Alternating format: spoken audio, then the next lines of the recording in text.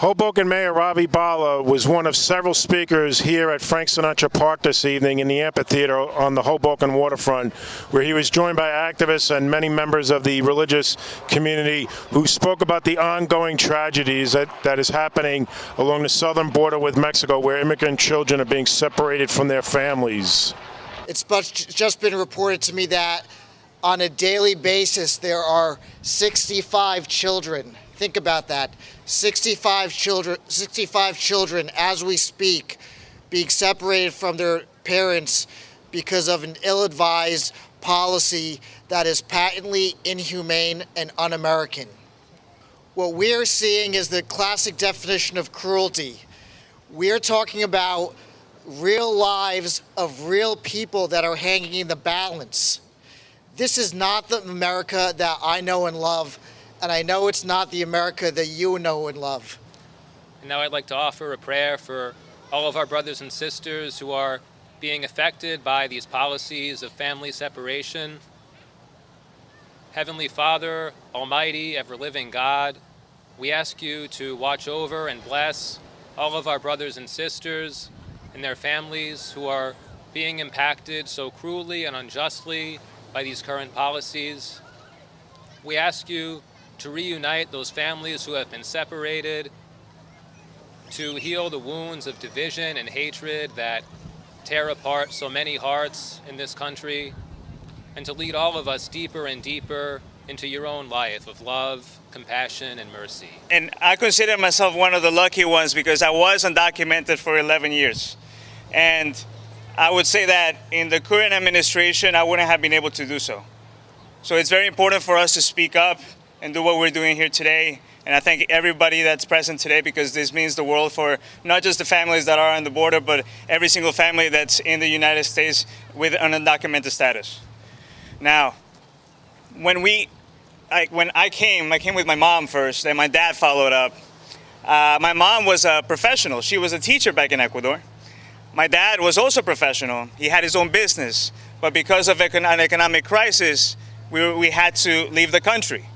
Now, I consider myself one of the lucky ones because when I came here, I had family here.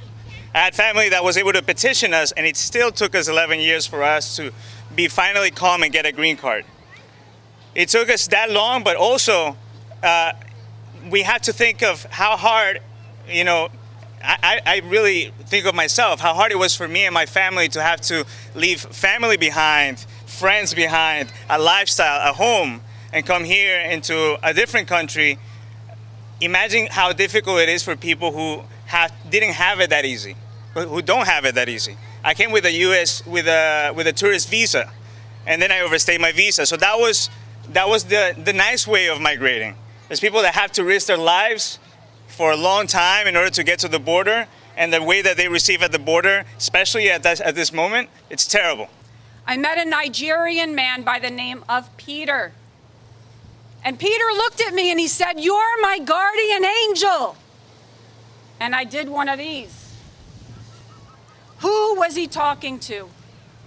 But he said, "I'm talking to you. Because I've been here for 9 months.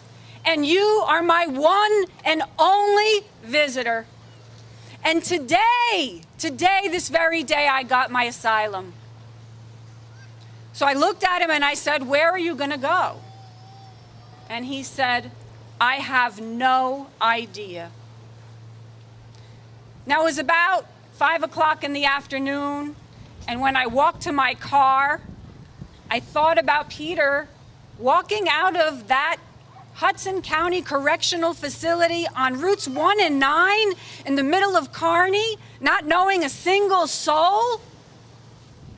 What was going to happen to him? And I didn't sleep all night. And I called First Friends in the morning and I said, "Was he released?" And they said, "Yes, he was." And they tried every phone number they had for him, and he was nowhere to be found.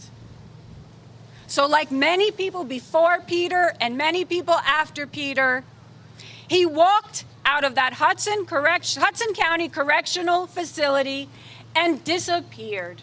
Mark Busnich reporting along the Hoboken waterfront for Hudson County View, the eye of the community.